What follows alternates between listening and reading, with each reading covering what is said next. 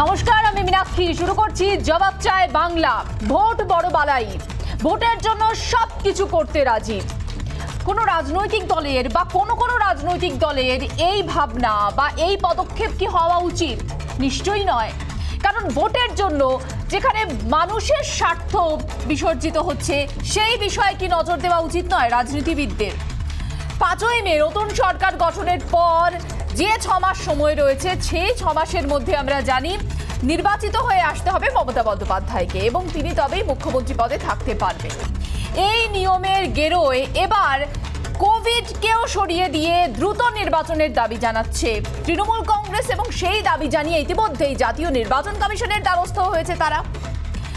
এই বিধানসভা নির্বাচনে 21 বিধানসভা নির্বাচনে যেখানে বারবার তৃণমূল কংগ্রেসের পক্ষ থেকে বলা হচ্ছিল যে কোভিড পরিস্থিতিতে এই মুহূর্তে দাঁড়িয়ে দিল্লি থেকে যারা আসছেন তারা কোভিড ছড়াচ্ছেন এবং কোভিডের দ্বিতীয় ঢেউ যেটা একেবারে নিয়ন্ত্রণ করতে পারেনি কেন্দ্রীয় সরকার বলে অভিযোগ করছে তৃণমূল কংগ্রেস। যেখানে তৃতীয় ঢেউ প্রায় উপস্থিত, মুখ্যমন্ত্রী মমতা বন্দ্যোপাধ্যায় আজকে নিজে বললেন দিল্লিতে, সেখানে এই দ্রুত নির্বাচনের এত কামনা কেন? এই নিয়ে ইতিমধ্যে একটা রাজনৈতিক বিতর্কের সৃষ্টি হয়েছে। শুভেন্দু অধিকারী বিরোধী দলনেতা, তিনি বলছেন ভ্যাকসিনেশন আগে হোক, তারপরে নির্বাচন হবে। আমরা জানি মমতা বন্দ্যোপাধ্যায় সরকার গঠনের পর বারবার প্রধানমন্ত্রীকে চিঠি দিয়েছেন, একাধিকবার প্রধানমন্ত্রীকে চিঠি দিয়েছেন ভ্যাকসিন নিয়ে। প্রচুর এই প্রধানমন্ত্রীকে চিঠি তার এবং তাতে তিনি বারবার করে যে অভিযোগটা করছেন প্রপার ভ্যাকসিনেশনের জন্য যে ভ্যাকসিনের দরকার সেই ভ্যাকসিন নেই রাজ্যে, রাজ্যকে বঞ্চিত করা হচ্ছে। অন্যান্য রাজ্যে বেশি ভ্যাকসিন পাঠানো হচ্ছে, এই রাজ্যে কম ভ্যাকসিন পাঠানো হচ্ছে। মানুষকে ভ্যাকসিনেশনের জন্য ভ্যাকসিনেশন দেওয়া যাচ্ছে না, মানুষের টিকাকরণ সম্ভব হচ্ছে না এই কারণে, কারণ এখানে ভ্যাকসিন কম আসছে।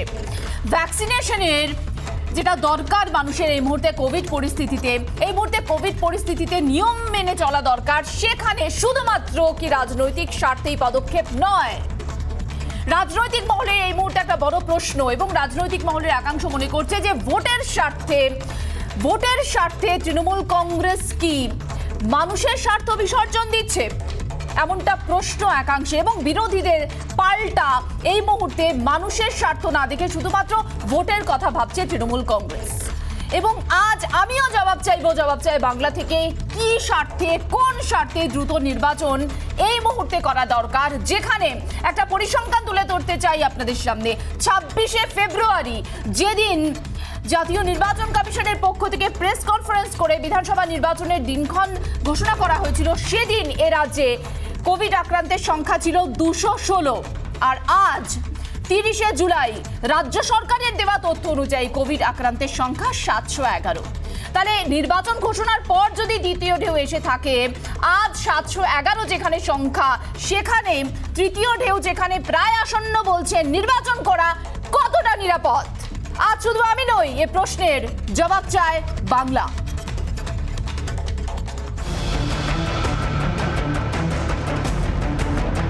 18 ঊর্ধ্ব ব্যক্তিদের ভ্যাকসিনেশন অন্তত সিঙ্গেল ডোজ হলেও কমপ্লিট না হওয়া পর্যন্ত জনস্বার্থে সবার উপরে মানুষ সত্য, তাহার উপরে নাই, এই নির্বাচন বা উপনির্বাচন করা উচিত নয়।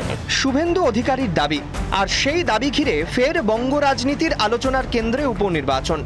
মুখ্যমন্ত্রী হওয়ার 6 মাসের মধ্যে উপনির্বাচনে জিতে আসতে হবে মমতা বন্দ্যোপাধ্যায়কে। তাই উপনির্বাচন নিয়ে তৎপর ঘাসফুল শিবির। 7 বিধানসভা কেন্দ্রের উপনির্বাচন নিয়ে ইতিমধ্যেই দিল্লিতে জাতীয় নির্বাচন কমিশনে দরবার করেছে তৃণমূল। রাজ্যের উপনির্বাচন নিয়ে পদক্ষেপ নিয়েছে নির্বাচন কমিশন। কোচবিহার, কলকাতা দক্ষিণে নির্বাচনী আধিকারিকদের চিঠি, দক্ষিণ 24 পরগনা ও নদিয়া নির্বাচনী আধিকারিকদের চিঠি রাজ্যের মুখ্য নির্বাচনী আধিকারিকের। উপনির্বাচনের জন্য ইভিএম, ভিভিপ্যাট তৈরি রাখার নির্দেশ। তবে কোভিড আবহে উপনির্বাচন অনুষ্ঠিত হওয়া নিয়ে স্বভাবতই উঠছে প্রশ্ন। সংক্রমণ নিয়ন্ত্রণে রাজ্যে জারি করা বিধিনিষেধের মেয়াদ ফের বেড়েছে 15ই অগস্ট পর্যন্ত। নাইট কারফিউ কার্যকর করতে তৎপর প্রশাসন। এই পরিস্থিতিতে কতটা নিরাপদ উপনির্বাচন, সেই প্রশ্নেই জারি তরজা। উত্তরাখণ্ডের মুখ্যমন্ত্রীর পদত্যাগের প্রসঙ্গ তুলে রাজ্যের বিরোধী দলনেতা শাসক দলকে পরামর্শ দিয়েছেন বিজেপিকে অনুসরণ করার। বলবো তৃণমূল কংগ্রেসকে বিজেপিকে ফলো করতে। কিছুদিন আগেই উত্তরাখণ্ডে বিজেপির নন এমএলএ সিএমকে সরিয়ে এমএলএ সিএমকে দায়িত্ব দিয়েছে কোভিড প্রোটোকলকে সম্মান জানিয়ে মানুষের স্বাস্থ্যবিধিকে অগ্রাধিকার দিয়ে। আর ওদের অনেক এমএলএ আছেন, তাদের মধ্যে কাউকে একজন মুখ্যমন্ত্রী হিসেবে বেছে নেয়। মাদ্রাজ হাইকোর্টের নির্দেশের প্রসঙ্গ তুলেও তৃণমূলকে নিশানা করেছেন শুভেন্দু অধিকারী। মাদ্রাজ হাইকোর্টের যে সিদ্ধান্ত বা অবজারভেশন ব্যাখ্যা, সেটা নিয়ে পশ্চিমবাংলায় অনেক মিডিয়াতে টক শো হয়েছে, অনেক মিডিয়াতে ছাপা হয়েছে। তৃণমূল কংগ্রেস এই বিষয়টাকে সবচেয়ে বেশি করে তুলে ধরেছে যে বহিরাগতরা এসে, মানে বিজেপির বহিরাগত প্রচারকরা এসে আর আধা সামরিক বাহিনীর জওয়ানরা এসে করোনা ছড়িয়ে দিয়ে গেছে। তাতে তৃণমূল কংগ্রেসের উচিত ভ্যাকসিনেশন সম্পূর্ণ হওয়ার পরে উপনির্বাচনের দাবি করা। শুভেন্দু অধিকারীর পরামর্শের পাল্টা রাজ্যের বিরোধী দলনেতা ও বিজেপিকে তোপ তৃণমূল শিবিরের। লিডার অফ দ্য অপোজিশন কি ইসি চালাচ্ছে নাকি? বিজেপি কি ইসি চালাচ্ছে না leader of the opposition EC চালাচ্ছে? এটা ইসি বলবে, সিইসি বলবে, ইসি বলবে, ইসি বলুক। তার মানে আমাদের আনিত অভিযোগই পরপর পরপর পরপর মিলে যাচ্ছে এবং সঠিক প্রমাণিত হচ্ছে। টিকার আকালে রাজ্যের টিকাকরণ থমকে যাচ্ছে মাঝে মধ্যেই। অন্যদিকে শিয়রে করোনার তৃতীয় ঢেউ। এই পরিস্থিতিতে বিশেষজ্ঞদের পরামর্শ, একমাত্র টিকাকরণই ঠেকাতে পারে করোনার ক্ষতিকর প্রভাব। ফলে এই পরিস্থিতিতে উপনির্বাচনের তৎপরতা নিয়ে স্বভাবতই প্রশ্ন তুলেছে বিজেপি শিবির। পাল্টা সরব তৃণমূল। উপনির্বাচন নিয়ে শাসক বিরোধী রাজনৈতিক তরজায় তপ্ত বঙ্গ রাজনীতি। রিপাবলিক বাংলা। জবাব চাই বাংলার ডিবেটে আজ আমার সঙ্গে রয়েছেন বিজেপি মুখপাত্র সন্ময় বন্দ্যোপাধ্যায়, রয়েছেন সাংসদ জগন্নাথ সরকার, রয়েছেন তৃণমূল কংগ্রেস মুখপাত্র বৈশানর চ্যাটার্জি, রয়েছেন সুদীপ্তা রায়চৌধুরী রাজনৈতিক বিশ্লেষক, রয়েছেন আইনজীবী সায়ন বন্দ্যোপাধ্যায়, রয়েছেন কংগ্রেস মুখপাত্র সৌম্য আইচ রায়। সকলকে স্বাগত রিপাবলিক বাংলা। আমি শুরুতেই চলে যাব সন্ময় বাবুর কাছে। সন্ময় বাবু, কেন আপনাদের মনে হচ্ছে এই মুহূর্তে নিরাপদ নয় নির্বাচন করা? এটা কি আমাকে বলছেন? হ্যাঁ। আচ্ছা, না, ব্যাপারটা হচ্ছে আমাদের মনে করার কি ব্যাপার, নির্বাচন কমিশন সিদ্ধান্ত নেবে নির্বাচন কবে হবে, কিন্তু আমরা মনে করি আগে মানুষ তারপরে নির্বাচন। আমরা কেন এই কথাটা বলছি, ধরুন স্কুল বন্ধ, কলেজ বন্ধ, বিশ্ববিদ্যালয় বন্ধ, পড়াশোনা বন্ধ দীর্ঘদিন ধরে, লোকাল ট্রেন যার উপর মানুষ নির্ভরশীল সেই মানুষগুলো জীবন জীবিকা নির্বাহ করতে পারছে না। সরকার 15ই আগস্ট পর্যন্ত বিধিনিষেধকে এক্সটেন্ড করছে এবং নাইট কারফিউ পর্যন্ত জারি হচ্ছে, সকাল রাত্রি 9টা থেকে ভোর 5টা পর্যন্ত। সাংঘাতিকভাবে পুলিশ প্রোঅ্যাক্টিভ হচ্ছে। যখন সরকার বুঝতে পারছে এই মুহূর্তে শিওরে সংক্রান্তি, তখন সরকারেরই আবার মনে হচ্ছে না নির্বাচনটাও আগে। আসলে এটাতে একটা প্রমাণিত, মমতা বন্দ্যোপাধ্যায় বলেন না আগে মানুষ তারপরে আমি। আমার প্রশ্নটা এখানে অন্য জায়গায়, এখানে আগে উনি নিজে, তারপরে বাকি মানুষের জীবন। গতকাল দিল্লিতে আমরা বলতে শুনেছি মমতা বন্দ্যোপাধ্যায়কে যে আমি ক্যাডার, আমি লিডার নই। তো যদি তাই হয়, যদি না হয়, তাহলে তো ওর দলের অনেক লিডার আছে, উনি তো ক্যাডার। ফলে কাউকে একটা মুখ্যমন্ত্রী বাংলার করা যায় না। আসলে সংকটটা অন্য জায়গায়, সংকটটা হচ্ছে চিন্তার সংকট। উনি ভাবের ঘরে চুরি করে প্রকাশ্যে এক কথা বলছেন, ভেতরে আরেক কাজ করছেন। নির্বাচন না হলে ওকে পদত্যাগ করতে হবে, ফলে স্বাভাবিকভাবে উনি উৎকণ্ঠিত। আর একবার পদত্যাগ করলে ওর ক্রাইসিস নানানভাবে আসতে পারে, সেটা বুঝেছেন বলেই নির্বাচন নির্বাচন বলে করছেন, অথচ ট্রেনটা চালু করতে পারছেন না। গরিব মানুষের সব থেকে যেটি বেশি প্রয়োজন, মফস্বল গ্রাম বাংলার মানুষের লোকাল ট্রেনটা ভীষণ দরকার, সেটাকে চালু করছেন না। ছাত্রছাত্রীদের পড়াশোনা, ছেলে মেয়েদের পড়াশোনা, স্কুল কলেজ বিশ্ববিদ্যালয় সমস্ত লকডাউন করে রেখে ওর নিজের নির্বাচনটা ভীষণ দরকার। সেটাই প্রমাণিত ওর আচরণে।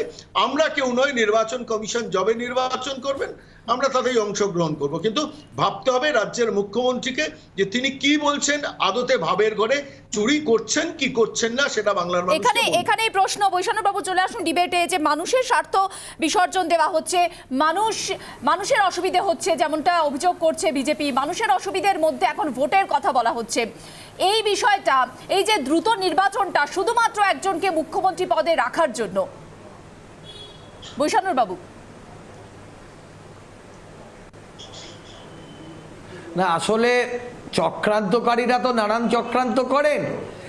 8 দফায় নির্বাচন করলেন, 2 লক্ষ আধা সামরিক বাহিনী এলো, 1000 বিজেপির নেতা এলেন, প্রধানমন্ত্রী ডেলি প্যাসেঞ্জারি করলেন, অমিত শাহ এলেন, এতগুলো ইউনিয়ন মিনিস্টার এলো, এত রাজ্যের মুখ্যমন্ত্রী এলো, তারপরে মমতা বন্দ্যোপাধ্যায় তৃতীয়বারের জন্য রাজ্যে 213টা আসন পেয়ে সরকারে এসছেন। সারা ভারতবর্ষের এখন কেন্দ্রীয় নেতা চরিত্র সবাই আসছেন, সোনিয়াজি মিটিং করছেন, কমলনাথ দেখা করতে আসছেন, আনন্দ শর্মা আসছেন, বিভিন্ন দেশের নেতারা আসছেন, এতে জেলাসি আরও বেড়ে গেছে। আপনারা বলুন, যখন নির্বাচন হয়েছিল 8 দফায়, আধা সামরিক বাহিনীতে অ্যান্টিজেন টেস্ট তারা ঢুকিয়েছিলেন ইলেকশন কমিশন। এখানে প্রশ্ন করছেন, একদম ঠিক কথা বলছেন, নির্বাচন একদম কমিশনকে কন্ট্রোল করে। বাবু, আপনি যে পয়েন্টটা বলছেন যে দ্বিতীয় ঢেউয়ের আগে এত লোক এসছিল, আপনারা যেটা প্রথম থেকে বলছেন, আমি ধরে নিলাম যে দিল্লি থেকে যারা নেতারা আসছেন তারা কোভিড ছড়ানোর যে অভিযোগ আপনারা করছেন এটা সঙ্গত অভিযোগ। আমি যদি ধরেও নিই যুক্তির খাতিরে, তাহলে নির্বাচন প্রক্রিয়াতে অংশ নেবে বিজেপি। এবার বিজেপি সিদ্ধান্ত নেবে তাদের প্রচার এখান থেকে হবে না দিল্লি থেকে এসে নেতারা প্রচার করবেন। তাহলে যদি এই পরিস্থিতিতে যেখানে 711 প্রতিদিনের কেস কোভিডের, সেখানে যদি আবারও দিল্লি থেকে নেতারা আসেন বা আপনাদের কথা মতো যারা এসে কোভিড ছড়িয়েছেন, তাহলে আবার তৃতীয় ঢেউ যেখানে আরো কোভিড আক্রান্তের সংখ্যা বাড়তে পারে। 711টাও কমিয়ে দেখানো হয়েছে ভোটের জন্য। না, আপনি কি 294টা লোকসভা বিধানসভার আসনের সঙ্গে 7টা উপনির্বাচনকে এক জায়গায় ভাবছেন? আপনারা তো বলছেন না সেটা, আপনারা তো বলছেন যারা এসেছিলেন তারা কোভিড ছড়িয়েছেন। সেম লেভেলে 294টা কেন্দ্রের কথা তো আপনারা বলছেন না, আপনারা তো বলছেন যারা এসেছিলেন তারা কোভিড ছড়িয়েছেন।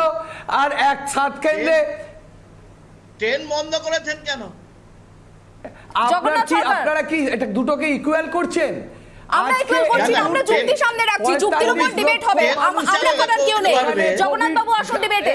টিকা দেয়া হয়েছে জগন্নাথ বাবু, তৃণমূল কংগ্রেস বলছে যে 294টা আসন আর 7টা আসনের নির্বাচনের অনেক ফারাক। হ্যাঁ, সংখ্যার বিচারে অনেক ফারাক।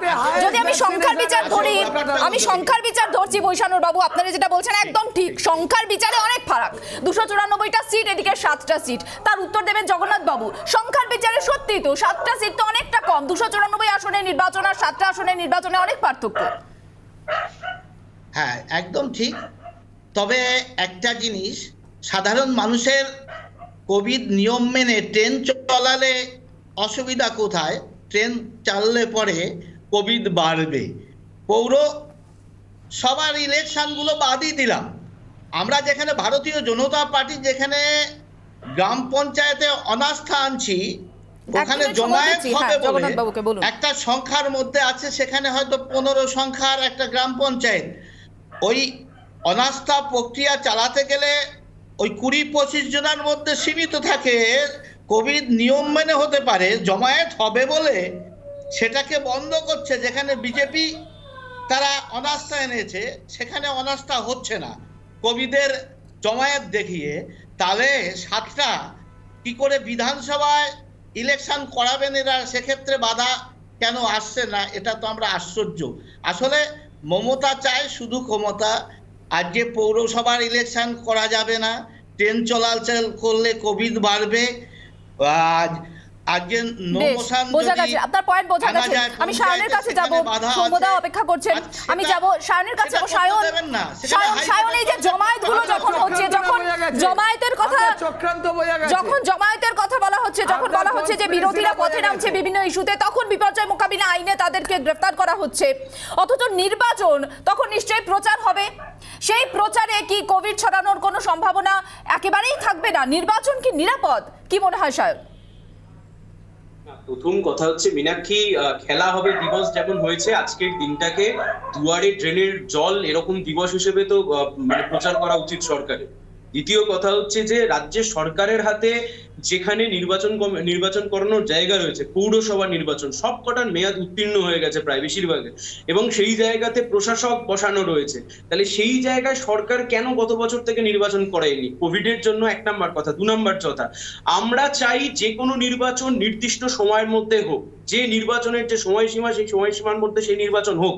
কিন্তু এখানে সবচাইতে বড় কথা হচ্ছে যে মমতা বন্দ্যোপাধ্যায়ের সরকার নাইট কারফিউ জারি করছে, প্রায় 500 দিন হয়ে গেল, স্কুল কলেজ ইউনিভার্সিটি সবকিছু বন্ধ, লোকাল ট্রেন বন্ধ। তাহলে এই বন্ধ করে তো কার্যত রাজ্যের সরকার বার্তা দিচ্ছে যে রাজ্যের কোভিড সিচুয়েশন কোন জায়গায় রয়েছে। সেখান থেকে দাঁড়িয়েই আবার ন্যাশনাল ইলেকশন কমিশনের কাছে এই তৃণমূল কংগ্রেস টিম পাঠিয়ে বলছে যে আমাদের রাজ্যে এই সময় নির্বাচন করানোর মতো অবস্থায় রয়েছে। আসলে রাজ্যের সরকার তো উদাসীন, তার কারণ কোভিডের সময়তে যে নার্সরা আমাদেরকে পরিষেবা দিয়েছে সেই নার্সরা আজকের দিনে দাঁড়িয়ে আন্দোলন করছে। মমতা বন্দ্যোপাধ্যায় গিয়ে বসে আছেন দিল্লিতে, কোন রাজ্যের সরকার বৈষ্ণববাবু আসুন ডিবেটে নার্সরা আন্দোলন করছে, যে নির্বাচন হওয়া দরকার পুরসভা নির্বাচন, যেখানে উন্নয়নের কাজ আপনাদের দাবি অনুযায়ী উন্নয়নের কাজ আপনারা যে বলছেন, আপনারা বলেন যে উন্নয়নের কাজ হোক, কিন্তু পৌরসভা নির্বাচনগুলো কেন বন্ধ? একদমই বৈষ্ণববাবু, ওই যে পুরসভার নির্বাচন না হলে অনেক তো উন্নয়নের কাজ আটকে রয়েছে, কারণ শুধুমাত্র আমরা জানি একটা ঠেকানোর জন্য এই প্রশাসক বসানো হয়েছে, কিন্তু অনেক বিল আটকে রয়েছে। তাহলে পুরসভা নির্বাচনের ক্ষেত্রে দ্রুততা নয় কেন? মুখ্যমন্ত্রী করতে হবে সেই কারণে, অন্য কোনো তাগিদ নেই। বৈষ্ণব বাবু, আরে একটু গরুর রচনাটা বন্ধ করুন না। আপনারা যদি একাই বলে যান তাহলে আর তো অন্য লোক বলতে পারবে না। আপনাকে তো বলতে হবে আমাদের এই রাজ্যের উপনির্বাচন এই মুহূর্তে করার প্রয়োজন আছে। আমরা জাতীয় নির্বাচন কমিশনের দল থেকে জানিয়েছি।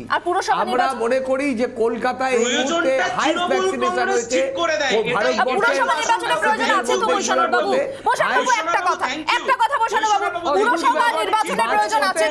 আরে মাঝখানে ক্রস সাবমিশন কেন বলছেন? ক্রস সাবমিশন করছেন কেন? আরে আপনি ক্রস সাবমিশন করছেন কেন? আপনি তো জিরো আছে। আমি একটু প্রশ্ন করতে চাই, আপনি তো জিরো পেয়েছেন। আপনি তো জিরো পেয়েছেন। আমার প্রশ্ন উত্তর দিতে হবে না। বলুন সন্ময়বাবু, বলুন। বৈষ্ণব একটু শান্ত হয়ে একটু প্রশ্নটা শুনুন। বৈষ্ণব একটু প্রশ্নটা শুনুন। আপনাকে আমি একটু প্রশ্ন একটা করছি। 2018 সালের সেপ্টেম্বর মাস থেকে প্রথম 18টা পুরসভা নির্বাচন ডিউ হয়। মনে রাখবেন 2018 সালে সেপ্টেম্বর, তখন কিন্তু করোনা ছিল না। 2018 সালে 4 মাস গেছে, 2019-এর 12 মাস গেছে, 2020 সালে মার্চ মাসের পর থেকে করোনা এসছে। অর্থাৎ এই যে আপনি প্রায় 20 মাস মতো নির্বাচন না করে 18টা পুরসভা নির্বাচন, পরবর্তীকালে 2019 সালে যে নির্বাচনগুলো ডিউ হয়েছে সেই নির্বাচনগুলো করেননি। আপনাদের হাতে তো রাজ্য নির্বাচন কমিশন, তো সেই নির্বাচন কমিশনকে দিয়ে কেন তদারকি করে আজকে যে উৎকণ্ঠা, নন এমএলএ হেরে যাওয়া হেরো একজন মুখ্যমন্ত্রীকে আপনারা তার এমএলএ তকমা দেওয়ার জন্য মানুষের জীবন জীবিকাকে তুচ্ছ করে, রেল বন্ধ করে, স্কুল কলেজ বিশ্ববিদ্যালয় বন্ধ করে আজকে নির্বাচনের জন্য আকুলি বিকুলি করছেন। অথচ এই পৌরসভা নির্বাচনগুলো 2018 সাল, 2019 সাল, আপনিও তো একজন নির্বাচিত জনপ্রতিনিধি, কলকাতা কর্পোরেশনের নির্বাচন হয়নি, আপনি জোর করে ওখানে বসে আছেন, বিভিন্ন জায়গায় দখল করে পুরসভাগুলোতে দখল করে বসে আছেন। তখন আপনাদের এই উৎকণ্ঠা কোথায় যায়? ওনাকে থামতে বলুন, তারপরে বলবো। একসঙ্গে দুজনে বলা যায় না। সবাই সরকার পক্ষের উত্তর জানতে চায় বৈষ্ণব বাবু। আরে ওনারা এই কথাগুলো বলে আরে উত্তরটা দিন না, ওনারা এই কথাগুলো বলেছিলেন পৌরসভার নির্বাচন নিয়ে কথাগুলো বলেছিলেন। 2 তারিখে মে মাসে জানিয়ে দিয়েছে যে 213টা আসন দিয়ে ওরা হেরে গেছে, ওরা পরাজিত হয়ে গেছে। ওরা এই সমস্ত কথা বলে মানুষের ভোট পায়নি। ওরা বলেছে, এই কথাগুলো বলার পরে মানুষ বিধানসভায় রায় দিয়ে দিয়েছে। বিধানসভায় ওদেরকে পরাজিত করে মানুষ জানিয়ে দিয়েছে ওদের কথা কিন্তু বিরোধী পক্ষ যে প্রশ্নটা করলো, আপনি সরকার পক্ষে রয়েছেন, বিরোধী পক্ষ যে প্রশ্নটা করলো সেটার উত্তর দিন।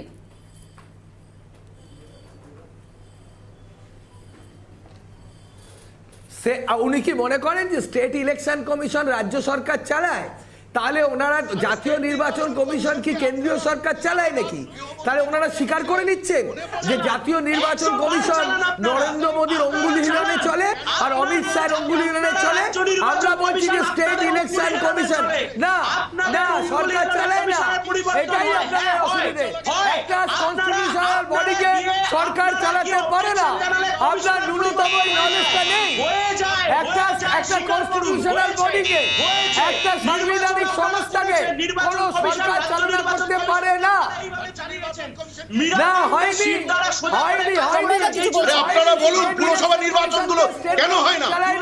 প্রায় 40টার উপর পুরসভা যেগুলো করোনার আগে, করোনার সময়ের অনেক আগে নির্বাচন দিও হয়েছিল।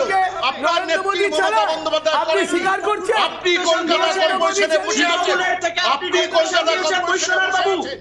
বৈশ্বনাথ বাবু আপনি ডিপুটেশন দিয়ে বলেছেন যে রাজ্য নির্বাচন কমিশনকে নির্বাচন করাতে হবে, আপনি করেননি। করেননি আপনি। চিৎকার করছেন। আপনি বলতেই পারেন, আপনি শূন্য হয়ে গেছে বলতেই পারেন, আপনি বলতেই পারেন, বলতেই পারেন সব কথা। কিন্তু ডিবেটে আসুন, ডিবেটে এই যে সৌম্যবাবু প্রশ্ন করলে যেটা শুনতে হয় বিরোধী দলকে, বিরোধী দলের পক্ষে বক্তব্য প্রতিটা ডিবেটকে শাওনকে শুনতে হয়, আপনারা হেরো। প্রতিটা ডিবেটে বিজেপিকে শুনতে হয়, আপনারা জিততে পারেননি, বাংলার মানুষের মন জিততে পারেননি। প্রত্যেকটা ডিবেটে যে কোনো প্রশ্ন করলে এই উত্তরটা কি বাংলার একটা, এই মুহূর্তে বাংলার রাজনীতি একটা সংস্কৃতি হয়ে যাচ্ছে সৌম্যদা? না, আমি প্রথমে বলি, দেখুন ক্যাকোফনি, আমি এত জোরে কথা বলতে পারি না, আমার এমনিতেই কষ্ট হয়।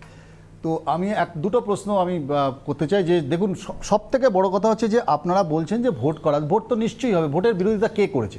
নির্বাচনের বিরোধিতা কেউ করেনি, কিন্তু বিশেষজ্ঞদের পরামর্শ নিয়ে ভোট করাটা দরকার ছিল। এক, দুই, আপনি দুটো ইয়ারের স্টুডেন্ট ভাবতে পারছেন, দুটো ইয়ারের স্টুডেন্ট যাদের বাবা মা আগামী প্রজন্ম আপনাদের দিকে তাকিয়ে রয়েছে, এক একটা স্কুলে উচ্চ মাধ্যমিক বা মাধ্যমিকের কত বেশি স্টুডেন্ট হতে পারে মিনাক্ষী?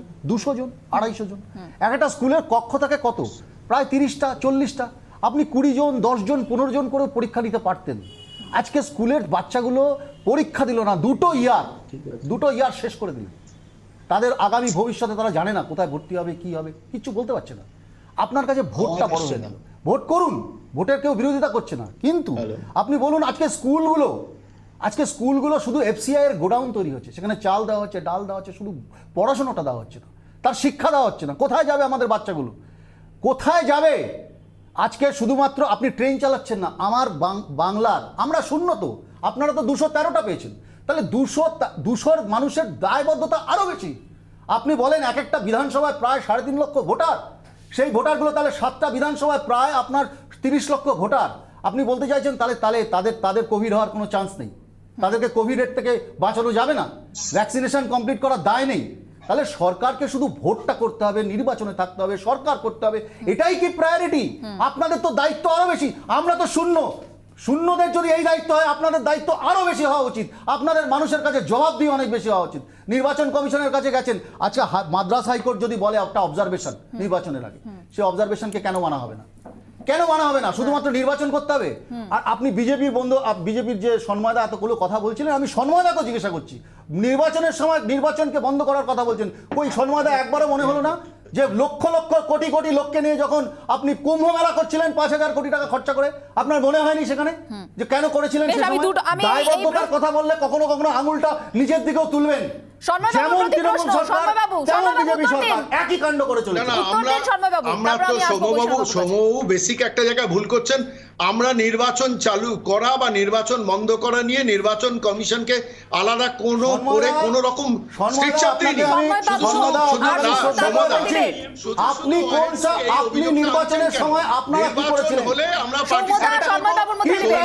কুম্ভ মেলাকে ওইভাবে কোভিড বিধি উল্লঙ্ঘন করে কুম্ভ মেলাতে লক্ষ লক্ষ লোকের সমাগম করেছে। রাজ্যে যখন এই পরিবেশ বা এই পরিস্থিতি তৈরি হচ্ছে, তখন রাজ্যের পরিস্থিতি, রাজ্যের বিষয়ে আলোচনা করাটাই শ্রেয়। দ্বিতীয়ত রাজ্য সরকার যে কাজটা করছে অত্যন্ত ভয়ানক, মানুষের জীবন জীবিকা নিয়ে। আজকে রাজ্যে লোকাল ট্রেনের ব্যাপারে কথাটা বলুন আগে। বলুন না, ট্রেন কেন চলে না, কেন লোকাল ট্রেন চলে না, কেন বাসগুলো পুরো ফ্লাই করা যায় না? আজকে ক্ষতিগ্রস্ত হচ্ছে, সেটা আগে প্রায়োরিটি না কেন্দ্রীয় রাজনীতি রাজ্যে রাজ্যের রাজনীতি নিয়ে আপনাদের আলোচনা বেশি প্রয়োজন। বেশ, আপনি আমরা বলছি বিরোধিতা করুন। সুদীপ্তা অনেকক্ষণ ধরে অপেক্ষা করছেন। কিন্তু আমি একটা আঙুল নিজের দিকেও তুলবেন। আমি সুদীপ্তার কাছে যাব। সুদীপ্তা, এই যে ভ্যাকসিনেশনের জন্য এতবার চিঠি দিতে দেখলাম আমরা প্রধানমন্ত্রীকে, চিঠি মুখ্যমন্ত্রী। এবার ভ্যাকসিন যদি সবাই নিয়ে নেন, সবার যদি ভ্যাকসিনেশন হয়ে যায়, তারপরে নির্বাচন করাটা অনেকটা নিরাপদ, তাই নয় কি? আপনার কি মনে হয়? দেখুন, এই মুহূর্তে পশ্চিমবঙ্গে একটু কন্ডিশনটা একটু স্লাইটলি বেটার আছে। আর ভারতবর্ষে প্রোডাকশনের যে অবস্থা ভ্যাকসিনের, এটা শেষ হতে হতে বাই ইলেকশন 7টা করে নেওয়াটা উচিত বলে আমার মনে হয়। একটু আগে সন্ময়দা বলছেন আগে মানুষ, তো সরকারি অ্যাডভাইজারি কমিটি থেকে ভাইরাল আছে, রিজাইন করতে বাধ্য হয়েছিলেন কারণ তিনি মার্চেই অবগত করে দিয়েছিলেন সেকেন্ড ওয়েভের ব্যাপারে। তো মার্চ মাসেই যখন সরকার জানতে পেরেছিল, তাহলে শাহী স্নান কেন হলো? তাহলে কেন বিহার ইলেকশনটা হতে দেওয়া হলো তার আগে? বিহার ইলেকশন তো আটকালেন না। তাহলে পশ্চিমবঙ্গের বাই ইলেকশন হলে কেন সমস্যা হবে? মানুষের জন্য এত চিন্তা করছেন, অথচ সেই মানুষের রেশনের ব্যবস্থা কখন করলেন? যখন সুপ্রিম কোর্ট থেকে ধমক খেলেন। সাধারণ মানুষের জন্য এত চিন্তা আগে সুদীপ্তা ম্যাডাম একটা কথা বলেছেন, কথাটা খুবই ঠিকই। সুদীপ্তা ম্যাডাম কথাটা বলছেন যে মানুষের জন্য চিন্তা করার দায় এবং দায়িত্ব শুধুমাত্র তৃণমূল কংগ্রেসের, আর কেউ চিন্তা করবে না। আপনারা তো শূন্য বসায়, আপনাদের কি দায় আছে? মানে শূন্য যারা পেয়েছে তাদের কোনো দাম নেই। আপনারাও তো বহু রাজ্যে শূন্য পেয়েছেন, সেখানে গিয়ে পার্টি খুলতে গেছেন কেন? না না, পশ্চিমবঙ্গে কংগ্রেস, পশ্চিমবঙ্গে বিরোধীরা যারা শূন্য পেয়েছে তাদের যদি দায় দায়িত্ব না থাকে, আপনারাও তো অনেক রাজ্যে শূন্য পেয়েছেন, নোটার থেকে কম ভোট পেয়েছেন, সেখানে পার্টি খুলতে গেছেন কেন? না না, তাহলে সেখানে পার্টি খুলতে গেছেন কেন? আপনারা তো সেখানে নোটার থেকে কম ভোট পেয়েছেন আসামে, তো আপনারা কেন পার্টি খুলতে গেছেন? মানে এটা কি প্যারামিটার যে রাজনীতিতে যারা বিরোধী তারা যদি সাকসেসফুল না হয় তারা কোনো মানুষের জন্য কথা বলতে পারবে না? এই গণতন্ত্রের কথা বিশ্বাস করেন আপনারা? যে যারা বিরোধী দলে থাকবে তারা যদি সাকসেসফুল না হয়, এরকম তারা যদি সাকসেসফুল না হয়, মাননীয় মুখ্যমন্ত্রী মমতা বন্দ্যোপাধ্যায় পশ্চিমবঙ্গে একটা সময় একটা সিট নিয়ে এমপি ছিলেন। দয়া করে বিরোধীদের এভাবে ছোট করবেন না, দয়া করে আপনি এত নিজের গলা শুনতে ভালোবাসেন। না না, নিজের গলা নয়, আপনারা একটা আঙুল নিজের দিকে তুলবেন। আপনারা তো অনেক রাজ্যে সেখানে কেন পার্টি খুলেছেন? হ্যাঁ, এই কথাটা কিন্তু বলে আসছে বিরোধীরা, সুদীপ্তা দি, যে তাদেরকে বিধানসভাতেও বলতে দেওয়া হয় না, এবং ডিবেটেও তারা বলছেন যে যখন তারা কোনো প্রশ্ন করেন তখন তারা কম ভোট পেয়েছেন, তারা শূন্য, এই ধরনের কথা শুনতে হয়। শূন্য যদি হয়, একটা রাজনৈতিক দল তো তার তো প্রশ্ন করার অধিকার আছে, সেও তো মানুষের জন্য লড়ছে। হ্যাঁ, আপনি দেবেন, বলুন। আমি 2011 সালে আমার সুদীপ্তাকে একটা প্রশ্ন করার আছে। মীনাক্ষী, না না, আমি সন্ময় বলছি। মীনাক্ষী, সুদীপ্তাকে আমার একটা প্রশ্ন করার আছে। বলুন সন্ময় বাবুর প্রশ্ন। সুদীপ্তা দি, আচ্ছা, আমি একটু রাজনৈতিক বিশ্লেষক, আমি একটু রাজনৈতিক বিশ্লেষককে একটা প্রশ্ন করতে চাই। আপনার নেত্রী মমতা বন্দ্যোপাধ্যায়, একটু শুনুন, একটু ধৈর্য ধরে শুনুন, আপনার ভালো লাগবে প্রশ্নটা। আপনি রাজনৈতিক বিশ্লেষক, আপনার নেত্রী মমতা বন্দ্যোপাধ্যায়, তো আপনার নেত্রী যখন স্কুল খোলার প্রয়োজন মনে করেন না, কলেজ খোলার প্রয়োজন মনে করেন না, ট্রেন চালানোর প্রয়োজন মনে করেন না, কিন্তু সিনেমা হল খুলে দেওয়ার প্রয়োজন মনে করেন। আমার এখানেই প্রশ্ন, এই চিন্তা ভাবনার মধ্যে যে দ্বৈত, আপনি তো রাজনৈতিক বিশ্লেষক, আপনার মানুষের জন্য ভোট, মীনাক্ষী, মানুষের জন্য ভোট, এটা কিন্তু আমরা অ্যাকসেপ্ট করছি, কিন্তু সেটা পৌরসভার ক্ষেত্রে কেন প্রযোজ্য নয়? না, আমি শানকে 1 মিনিট সময় দিচ্ছি, সুদীপ্তাদের কাছে আসছি এই প্রশ্নের উত্তরে। শান বলুন। আমি শুধু একটাই কথা বলছি, আপনার সাউন্ডটা ক্লিয়ার আসছে না সুদীপ্তাদি, সাউন্ড ঠিক করে আসছি, বলুন সায়ন। আমি শুধু একটাই কথা বলছি মীনাক্ষী, মানুষের জন্য ভোট, এটাকে তো আমরা সাপোর্ট করছি, করে বলছি নির্দিষ্ট সময়ের মধ্যে নির্বাচন হোক, কিন্তু পৌরসভা নির্বাচন নিয়ে যখনই প্রশ্ন চলে আসছে, বৈশ্বনাথ বাবু বলছেন যে যেহেতু বিধানসভা নির্বাচনে ম্যান্ডেট পেয়ে গেছে তাই জন্য সেটাকে দিয়ে উনি ঢাকতে চাইছেন। তাহলে কি উনি এক দেশ এক নির্বাচনের দিকে ছুটছেন? উনি বলতে চাইছেন লোকসভা নির্বাচন, এবার দুদিন পরে বিজেপি বলবে লোকসভা নির্বাচন হয়ে গেছে, বিধানসভা নির্বাচনের কোনো প্রক্রিয়া কাজে লাগবে না, এবং তৃণমূলের যিনি রয়েছেন তাকে আমরা একটা গান শুনিয়ে দিচ্ছি, শুনুন না। রাজনৈতিক বিশ্লেষক, আপনার জন্য একটা গান আছে, বৃষ্টি শিলার গানের ভাষা, ডাক নাম যার ঝিন্টি, তৃণমূল চুরি করে চালের বস্তা, ওয়াও কি কিউট সিনটি। গোটা রাজ্য জুড়ে যা করে রেখেছেন, যা বলা সবাই চেঁচাচ্ছেন, কেউ রাজনৈতিক বিশ্লেষক, কেউ তৃণমূলের সমর্থক, এই তো আমরা দেখছি। না না, লাভের কি আছে? লাভের কোনো বিষয় নেই। তৃণমূল কংগ্রেস চুরি করেছে, কনক্লুসিভ, সবাই দেখেছে, এতে নতুন কিচ্ছু নেই। পরিশেষে একটাই কথা, সময়ের মধ্যে নির্বাচন করতে হবে, পৌরসভা নির্বাচন করতে হবে, রাজ্যের তারপরে মানুষ ভোট দিল, তারপরে মানুষ 211টা সিট দিল। বেশ বেশ, বৈশাখী বাবু আপনার কাছে যাবো, অনেকক্ষণ যাইনি আপনার কাছে। বৈশাখী বাবু অনেকক্ষণ আপনার কাছে যাইনি, আমি আপনার কাছেই যাবো, কিন্তু তার আগে আমি একটা টুইস্ট দেখাতে চাইবো। আজ জবাব চাই বাংলার টুইস্টে কয়েকটা বক্তব্য শোনাবো এবং তার পরিপ্রেক্ষিতে আমার প্রশ্ন। আজ জবাব চাই বাংলার টুইস্ট। कोविड बढ़ रहा है, थर्ड वेव क्या होगा, इसी के लिए मैं पहले प्राइम मिनिस्टर को बोल के आया कि पहले देखना चाहिए कि थर्ड वेव इतना ना बढ़े। মনুমেন্টাল ফেলিওর হয়েছে আপনাদের জন্য 4 লক্ষ লোক মারা গেছে, কেউ একটা অক্সিজেন পর্যন্ত পায়নি। সেকেন্ড কোভিড আমরা কন্ট্রোল করতে পারতাম যদি সঠিক সময় ব্যবস্থা নিতাম। Instead of taking care of Covid, second Covid you came as a daily passenger every day in Bengal to destroy everything, to destroy the democratic structure and everything. Trinamool Congress এই বিষয়টাকে সবচেয়ে বেশি করে তুলে ধরেছে, যে বহিরাগতরা এসে, মানে বিজেপির বহিরাগত প্রচারকরা এসে আর আধা সামরিক বাহিনীর জওয়ানরা এসে করোনা ছড়িয়ে দিয়ে গেছে। তাতে তৃণমূল কংগ্রেসের উচিত ভ্যাকসিনেশন সম্পূর্ণ হওয়ার পরে উপনির্বাচনের দাবি করা, আর ওদের অনেক এমএলএ আছেন, তাদের মধ্যে কাউকে একজন মুখ্যমন্ত্রী হিসেবে বেছে নেওয়া। নির্বাচনের তো প্রচার হবে, নির্বাচনের প্রচার হবে, সংগঠন বৃদ্ধির জন্য বিভিন্ন দল বিভিন্ন জায়গায় যাবে, যেমন আপনারা ত্রিপুরাতে গিয়েছিলেন, সেরকমই সব জায়গাতেই সবকিছু হবে। কিন্তু তার মধ্যে নির্বাচন হওয়াটা, যেটা আমি আগে একটা প্রসঙ্গ তুলেছিলাম, যে বিজেপি বা কোনো রাজনৈতিক দল, ধরুন কংগ্রেস, যে কোনো রাজনৈতিক দল, তারা কোন রাজ্যে কিভাবে প্রচার করবে, পুরোটা তাদের একটা স্ট্র্যাটেজি। সেই স্ট্র্যাটেজি মাথায় রেখে তারা কাদের নির্বাচন করবে এখানে এসে প্রচার করার জন্য, সেটা দল ঠিক করবে। আপনারা যেটা নির্বাচনের সময় অভিযোগ করলেন যে বিজেপি এসে এখানে কোভিড ছড়িয়েছে, কেন্দ্রীয় নেতৃত্ব, তারা যদি প্রচারে মনে করে এই 7টা উপনির্বাচনের ক্ষেত্রে প্রচারে তারা আবারও আসবে, তাহলে যে অভিযোগটা আপনারা করেছিলেন, যার জন্য দ্বিতীয় ঢেউ হলো, তৃতীয় ঢেউয়ের আশঙ্কাও তো তাহলে থাকছে। বৈশানুর বাবু, 1 মিনিট সময় দিচ্ছি আপনাকে আমি।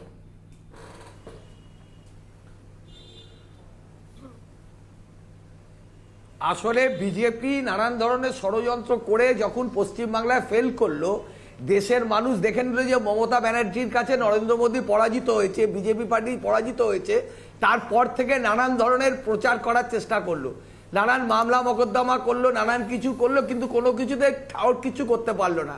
ওরা জানে উপনির্বাচন হলে ওদের গোহারা ওরা হারবে। এই ভয়ে ওরা কেন্দ্রীয় নির্বাচন কমিশনকে ভাবছে যে আমরা কেন্দ্রীয় সরকার থেকে পরিচালনা করব।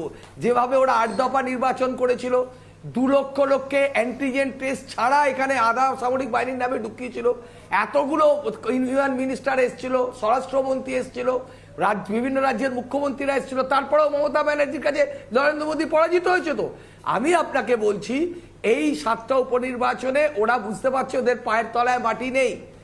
ওদের দল থেকে ওদের সর্বভারতীয় সহসভাপতি সে চলে আসছে, তো ওরা কাউকেই ধরে রাখতে পারছে না, ওদের লোকেরা লাইন লাগিয়ে দিয়েছে, যার ফলে ওদের কোনো নির্বাচনের লড়ার সাহস নেই বলে ওরা এখন গিয়ে চেষ্টা করছে যে কি করে মানুষকে বিভ্রান্ত করা যায় নানান বৈশাখ ধরনের একটা কথা রাজনৈতিক দিক তুলে ধরেছেন, একটা রাজনৈতিক দিক তুলে ধরেছেন সন্ময় বাবু। এই যুক্তিটার উত্তর আপনাকে দিতে হবে, যেহেতু বিজেপি প্রতি এই প্রশ্ন, যে স্বাভাবিকভাবে তারা মনে করছেন যে রাজনৈতিক যুক্তিটা বৈশানর বাবুরা দিচ্ছেন, যে যেহেতু কিছুদিন আগে নির্বাচনে আপনারা সরকার করতে পারলেন না বা আপনারা কম ভোট পেলেন তৃণমূল কংগ্রেসের তুলনায়, সে কারণে আবার যে এই নির্বাচন, সেই নির্বাচনটা আপনারা চাইছেন না। না না না, আসলে ব্যাপারটা হচ্ছে হিরো মুখ্যমন্ত্রী, নন এমএলএ মুখ্যমন্ত্রী, এই তকমাটা কিন্তু ইগোইস্টিক একজন ভদ্রমহিলাকে দিচ্ছে এবং স্বাভাবিকভাবে বৈষম্যদের দিচ্ছে। আমরা ওদের যন্ত্রণাটা বুঝি, যে কারণে ওদের যন্ত্রণা, যে কারণে এত তাড়াতাড়ি 7টা উপনির্বাচন চাইছেন, কিন্তু পুরসভা নির্বাচনগুলো করানোর ব্যাপারে মন ছিল না। আমি বলছি ওয়ে অফ গভর্নেন্স, অ্যাটিটিউডটা নিয়ে একটু খেয়াল করুন। আজকে ধরুন আমি বলছি এসএসকেএম হসপিটালের মধ্যে কয়েকশো নার্স এজিটেশনে বসে রয়েছে আজকে এই করোনার মধ্যে। একটু ভালো করে খেয়াল করে দেখুন, করোনার মধ্যে স্বাস্থ্যমন্ত্রী মমতা বন্দ্যোপাধ্যায় তিনি দিল্লিতে।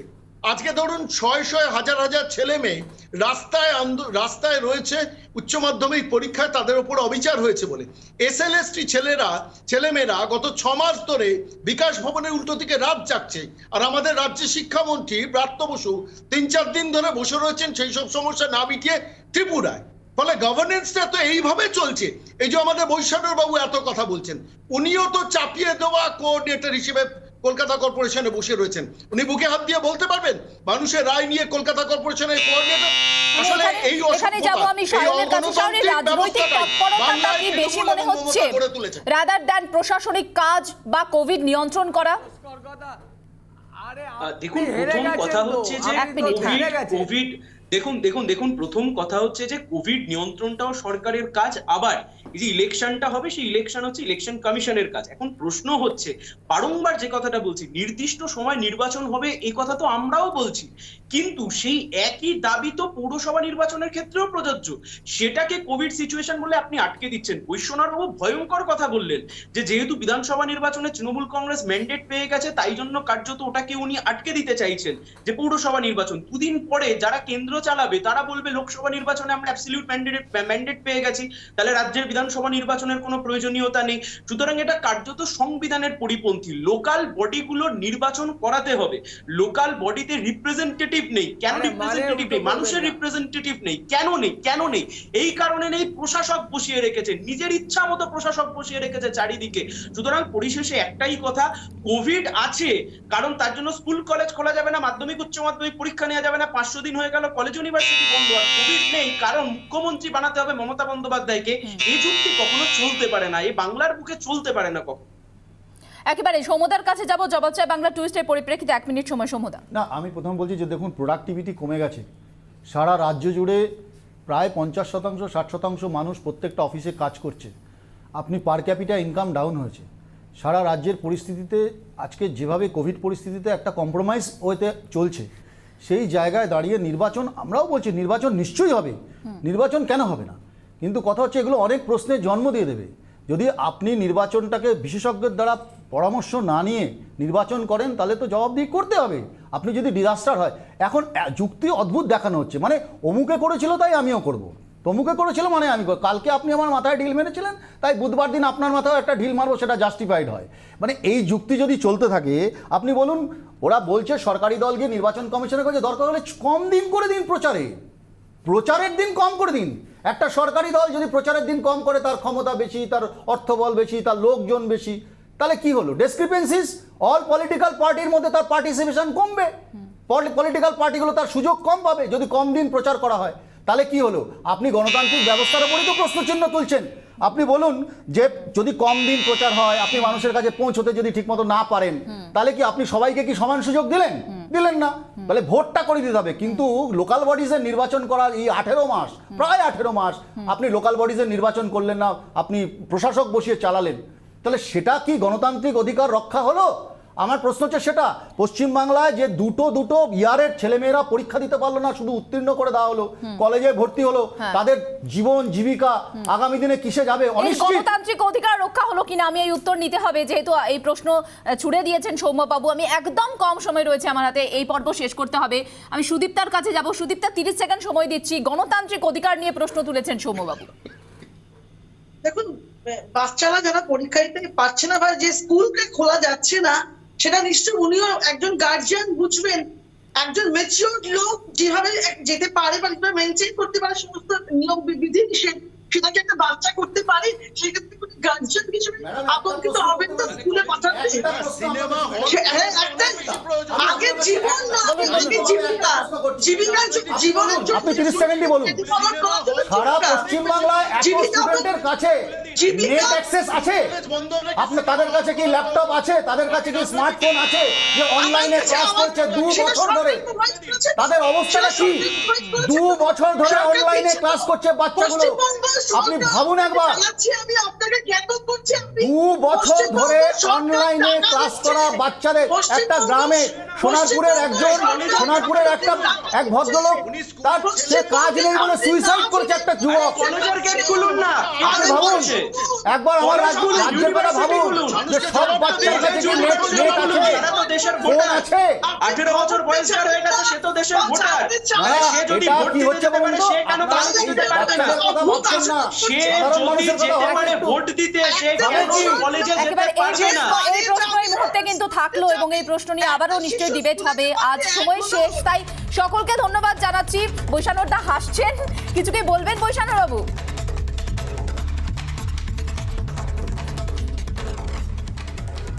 আসলে বিজেপি হেরে গেছে, সিপিএম শূন্য হয়ে গেছে, কংগ্রেস শূন্য। এরা কেন এক হচ্ছে? আবার একই কথা হারাতে হবে। বিজেপি হারাতে হয় তাহলে মমতা ব্যানার্জিকে ধন্যবাদ। আমরা চাই এরকম হাসি মুখে ডিবেট শেষ করতে, কিন্তু যুক্তির খেলা চলুক, যুক্তির খেলা চলুক। অসংখ্য ধন্যবাদ সকলকে জবাব চাই বাংলা ডিবেটে যোগ দেওয়ার জন্য। এরপর একটা বিরতি নিচ্ছি, বিরতির পর আরো কিছু খবর নিয়ে ফিরছি, ব্রেকিং নিয়ে ফিরছি। সঙ্গে থাকুন জবাব চাই বাংলায়।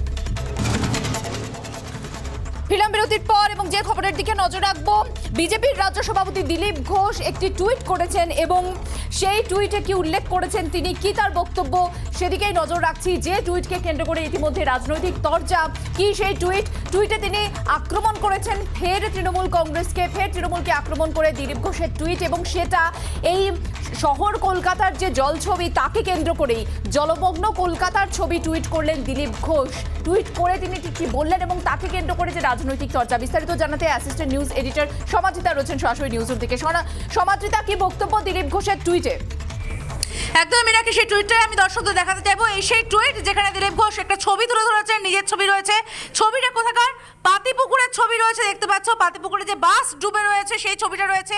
এখানে ঠনঠনিয়ার ছবি রয়েছে এবং আরও এক জায়গায় কলকাতার ছবি রয়েছে যেটার নাম উল্লেখ করেনি সেটা কোন জায়গার, এবং সেখানে তিনি লিখেছেন কলকাতার মানুষকে বাঁচাতে পারলাম না। যে কথাটা ফিরহাদ হাকিম, তোমার মনে থাকবে, বলেছিলেন যখন তাকে তুলে নিয়ে যাওয়া হয় সিবিআই দপ্তরে, তখন তিনি কিন্তু বলেছিলেন এই কথাটা যে কলকাতার মানুষকে বাঁচাতে পারলাম না, সেই কথাটা লিখেছেন।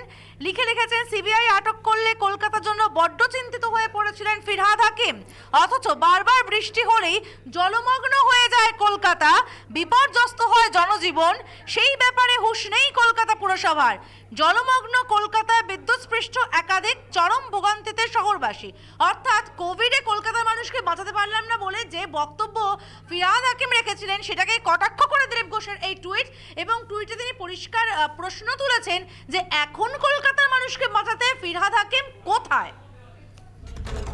একেবারে, এবং এই প্রশ্নকে কেন্দ্র করে ইতিমধ্যে রাজনৈতিক তরজাও শুরু হয়ে গিয়েছে। সমাদৃতা তার এই টুইটকে কেন্দ্র করে, আপাতত ধন্যবাদ সমাদৃতা। আমাদের অ্যাসিস্ট্যান্ট নিউজ এডিটর সমাদৃতা ছিলেন। যে জল ছবি আজ দিনভর শহর কলকাতার আমরা তুলে ধরছি রিপাবলিক বাংলায়, বিভিন্ন প্রান্তে, শুধুমাত্র শহর কলকাতা নয়, বিভিন্ন প্রান্তে, প্রত্যন্ত এলাকা, পশ্চিমবঙ্গের নানান এলাকায় আমাদের প্রতিনিধিরা যাচ্ছেন এবং সেখান থেকে সেই ছবি তুলে ধরছেন আপনাদের সামনে। যেখানে দেখুন শহর কলকাতাতেও কিন্তু বাস, যেটি প্রায় অর্ধেকের ওপরে ডুবে গিয়েছে, এবং এই ছবি টুইট করেছেন দিলীপ ঘোষ। সিবিআই আটক করলে কলকাতার জন্য বড্ড কাজ করতে না পারার কথা, অথচ বারবার বৃষ্টি হলে জলমগ্ন হয়ে যায় কলকাতা।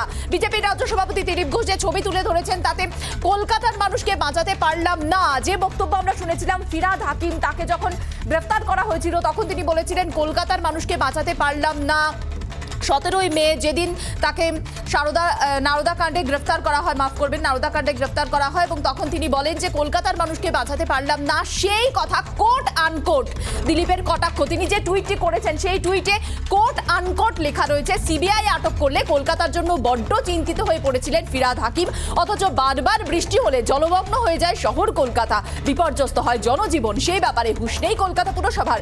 জলমগ্ন কলকাতায় বিদ্যুৎস্পৃষ্ট একাধিক এলাকায় মৃত্যু হয়েছে, এমনটাই কিন্তু দিলীপ ঘোষ তিনি বলছেন এবং সেই বিষয়ে কিন্তু ইতিমধ্যে একটা রাজনৈতিক তরজার জায়গা নিয়েছে এবং শহর কলকাতার যে ছবি আমরা দিনভর তুলে ধরছি আপনাদের সামনে।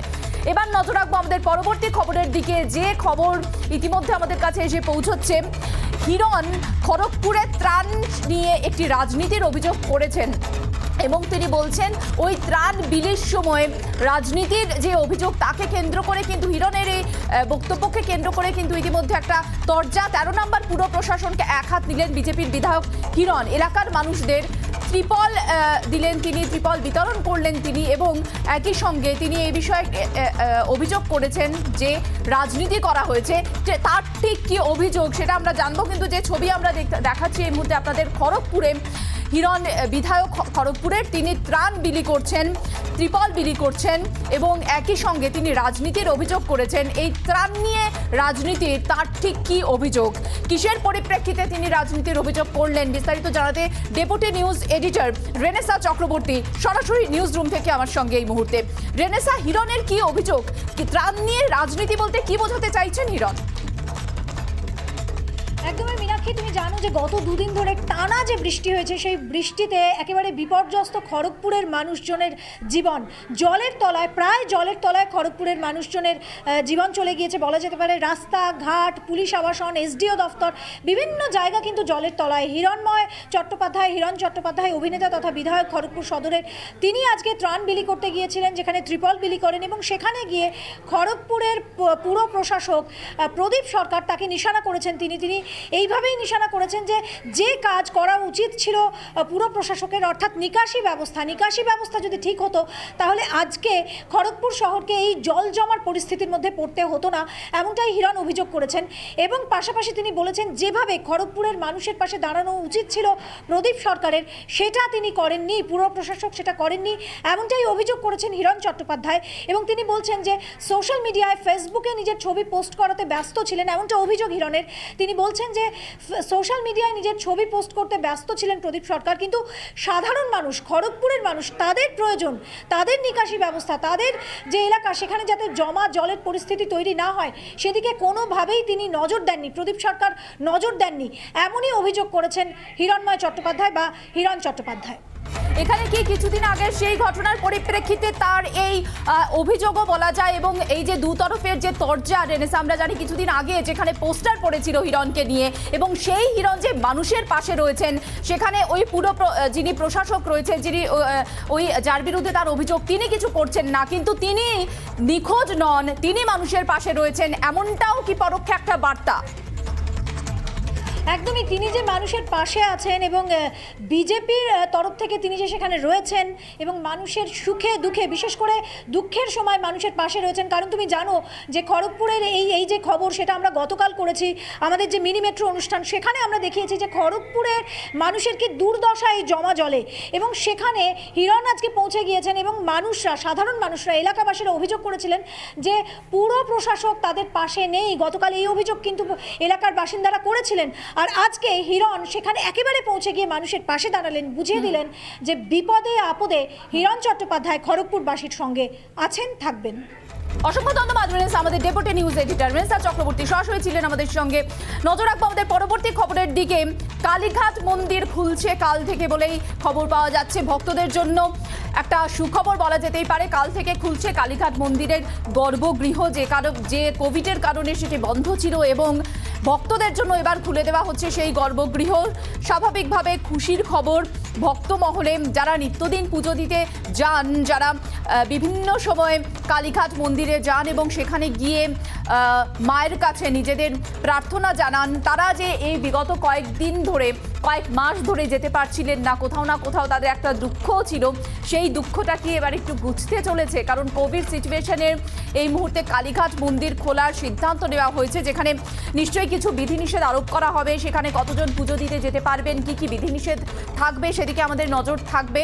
সরাসরি নিউজ রুম থেকে রয়েছেন আমার সহকর্মী এই মুহূর্তে সৃজিতা, কালীঘাট মন্দির কাল থেকে খুলছে, স্বাভাবিকভাবে খুশির খবর। কিছু বিধিনিষেধ, কি কি বিধিনিষেধ, কিভাবে খুলবে, কজন যেতে পারবেন, কখন খুলবে, গোটা বিষয় বিস্তারিত জানাও।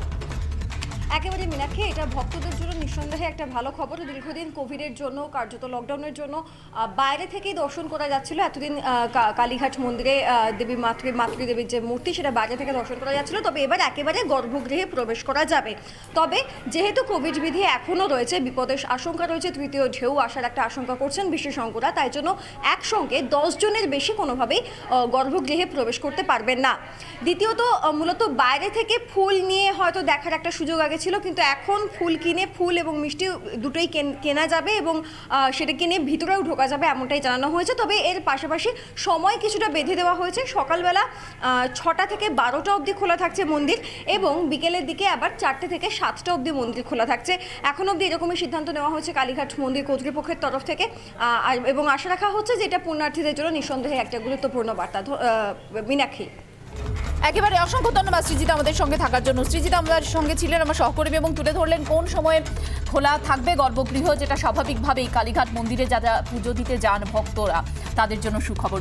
আপাতত জবাব চাই বাংলা থেকে বিদায় নিচ্ছি। জবাব চাই বাংলার পর দেখুন 294, দেশের 1 নম্বর হিট নিউজ শো। সৃজিতার সঙ্গে নজর থাক রিপাবলিক বাংলায়। নমস্কার।